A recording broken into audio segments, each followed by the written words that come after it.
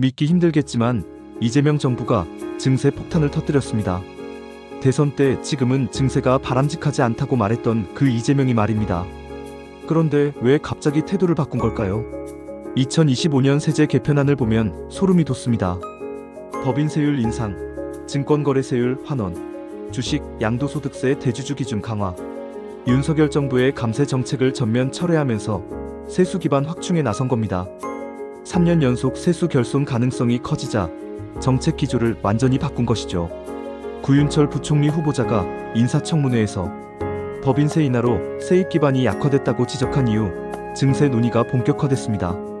문재인 정부보다도 더 강한 세 부담을 국민에게 떠넘기겠다는 겁니다.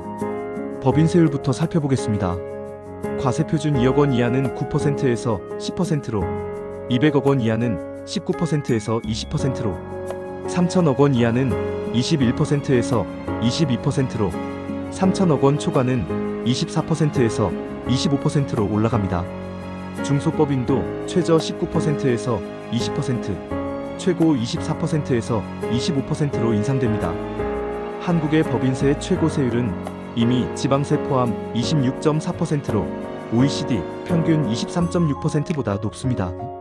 그런데 또 올린다는 겁니다. 기업들이 한국을 떠날 이유를 정부가 직접 만들어주고 있는 셈이죠. 증권거래세도 2023년 수준으로 되돌립니다. 코스피는 0%에서 0.05%로, 코스닥은 0.15%에서 0.20%로 인상됩니다. 윤석열 정부가 금융투자소득세 폐지와 함께 거래세를 낮춘 조치를 모두 철회하는 겁니다.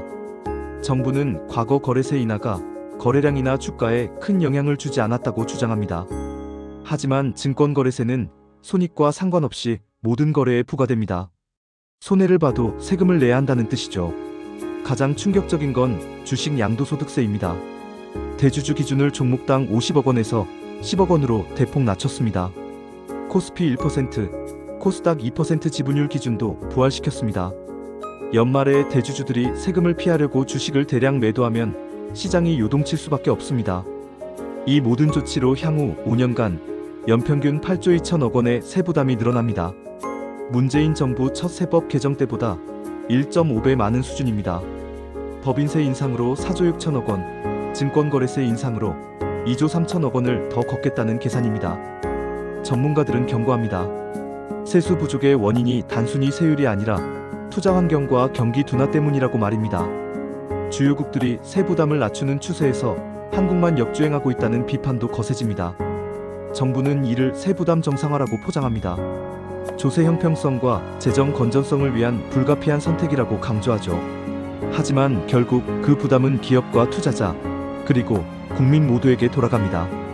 결국 이 정책의 본질은 표를 얻기 위한 공약과 현실 정치 사이의 괴리입니다. 대선 때는 증세 반대, 집권 후에는 증세 폭탄.